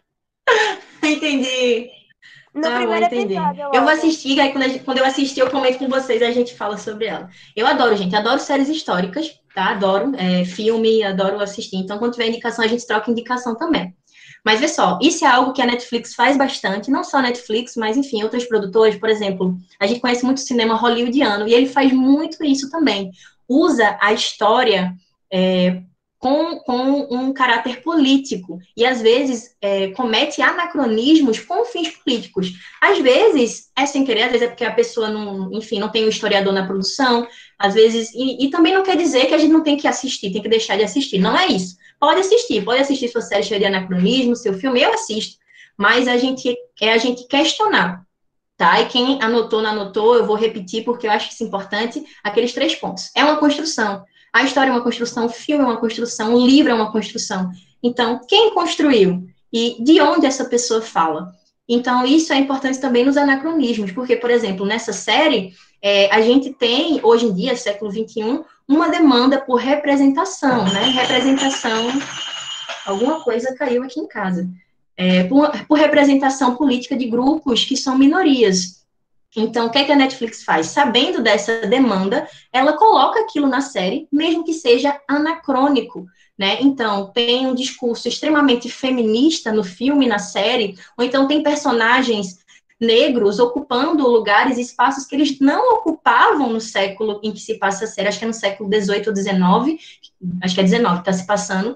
Então, a Netflix faz esses anacronismos, né, comete esses anacronismos, e isso a gente vê em outros filmes também, às vezes por caráter político, né, o da Netflix é por essa questão de vender, né, ela quer vender visualização, quer vender a série, quer vender a plataforma, então ela comete esses anacronismos. E aí a gente precisa ficar atento só para também questionar e não se deixar levar na onda, certo? Assim como é para fazer com o documento histórico, como é para fazer nos textos do Enem, que assim seja, quando estiver escrevendo a sua redação, você fazer esses questionamentos e propor novas visões e novas perspectivas. Por que a Netflix está fazendo isso? Então, porque toda vez um filme hollywoodiano que é sobre alguma questão de guerra, ou sei lá, desculpa, aquela, sei lá, missão 007, não sei o quê, sempre é um cara branco, fortão, né, o estereótipo norte-americano, lutando contra um inimigo que é russo ou que é alemão, né, sempre tem esse caráter político por trás dos filmes também, por trás das séries. Então, isso são coisas para a gente questionar, tá? E o anacronismo, eu acho que deu para entender, se não deu para entender, vocês perguntem aí também, é esse equívoco em relação à cronologia, tá? É arrancar uma coisa de uma época e colocar em outra em que aquilo não acontecia, certo? Oi, Entenderam Fernanda. essa questão? Oi. Deixa eu dar um exemplo bem prático assim para eles. Pronto, uma coisa que a gente fala muito sobre hoje é feminismo. Pronto. Feminismo é um conceito que surgiu aí em fins do século XVIII, início do século XIX. E aí, geralmente, a gente fala muito, né, dentro do feminismo, a gente retoma figuras de mulheres da antiguidade, do medievo, da modernidade, para a gente falar, né, sobre grandes personalidades femininas, mulheres que foram insubmissas, e muitas vezes se diz, essas mulheres são feministas. Mas espera aí, se o conceito de feminismo surgiu no século XVIII, como é que no século XIV e no XV eu posso dizer que uma mulher é feminista? Então, percebem, é justamente isso. É você parar para pensar que existem determinados conceitos, determinadas colocações e pensamentos que a gente, às vezes, coloca na história em épocas em que eles não existiam. Então, você pega, por exemplo, outro conceito como raça. Raça é um conceito que começou a existir na modernidade. Então, eu posso falar de raça na Idade Média, se é um conceito que não existe ainda, ou na Antiguidade? Não, eu posso falar de relações entre grupos étnicos diferentes, eu posso falar, enfim, de relações de diferentes povos, continentes, mas eu posso falar sobre esse conceito raça? Não, é um anacronismo. É a mesma coisa isso do feminismo. Como é que eu vou dizer, por exemplo, que o exemplo da mulher que eu dei, Christine de Pizan, que ela é medieval, ela escreveu Cidade das Damas, ela é uma exceção porque era uma mulher que sabia ler. Como é que eu vou dizer que ela é uma mulher feminista se ela viveu ali na Idade Média e o conceito de feminismo é do século XVIII? Entende? Então, a gente está sempre pensando qual mentalidade é de qual período, qual conceito, qual termo é de determinado período, antes de fazer o uso, assim, adoidado, indiscriminado na história, sabe? A mesma coisa, isso que Giovana colocou. Nessa época aí, na Inglaterra, existiam pessoas negras ocupando os cargos que ocupam? Não, é um anacronismo, é uma colocação aí que é descabida, foi feita, enfim, para efeito da série mesmo, sabe? Mas a gente tá sempre pensando nisso, ok? Então tomem cuidado, beleza? E aí, acho que a Alice perguntou se anacronismo é considerado um erro. Sim, é considerado um erro, sim. Um erro histórico, por justamente colocar coisas que não existiam e, normalmente, para passar uma ideologia, para passar um fim político, sabe? Para puxar a sardinha para o seu lado, né? Seja os Estados Unidos, Netflix, quem seja. Mas, sim, é um erro. Isso não é ciência histórica, certo? Isso é ficção, tá? Então, você não pode falar, é história. Não, isso aí é ficção. Tá tudo bem, quer fazer arte, quer fazer ficção, faça, mas a gente precisa questionar e não cair na onda achando que aquilo ali é ciência, ou que aquilo tá posto, né? Não ser positivista, né? Se liguem aí, não ser positivista, não pegar aquilo e achar que é a verdade, certo? Vamos questionar. E aí, por fim, para quem gosta também, ó, tira o print, tira a foto, depois pega o slide, anota aí. É o texto que eu usei como base, tá? Para pegar as informações, para, enfim, passar essa aula para vocês. É um texto de Durval Muniz de Albuquerque Júnior. E ele fala um pouquinho sobre a função da história, né? Que é justamente tudo isso que a gente tá vendo, essa função social, científica, de questionar, de se entender no mundo, entender o outro, entender as diferentes perspectivas. E aí ele vai dizer o seguinte: pois, enquanto a sociedade demandar por narrativas históricas, enquanto homens precisarem de uma narrativa do passado para orientar suas experiências presentes, continuaremos sendo necessários, né, os historiadores. Tranquilizem-se, senhores. Se a vida é amiga da arte, enquanto houver vida e quisermos vivê-la de forma cada vez melhor, precisaremos de arte, da arte de inventar novos mundos possíveis, inclusive da arte de inventar o passado. E aí é isso, né, de maneira poética, bonita e artística que a gente termina essa aula de história, até por causa da hora, né? Se houver mais algum comentário, pergunta, né? Vocês comentam aí rapidinho.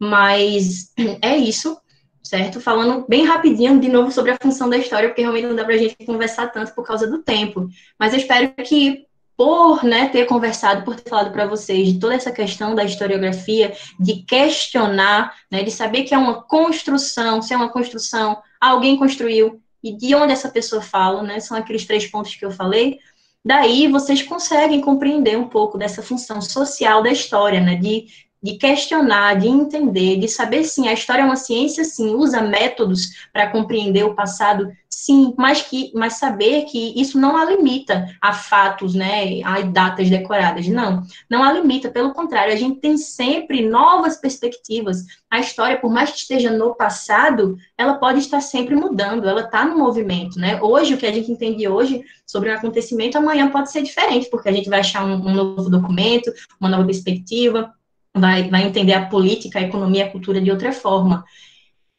Então, é isso, pessoal. Se tiverem mais algum comentário, por favor, coloquem aí no chat. Se não, a gente finaliza. Mari, se quiser falar mais alguma coisa.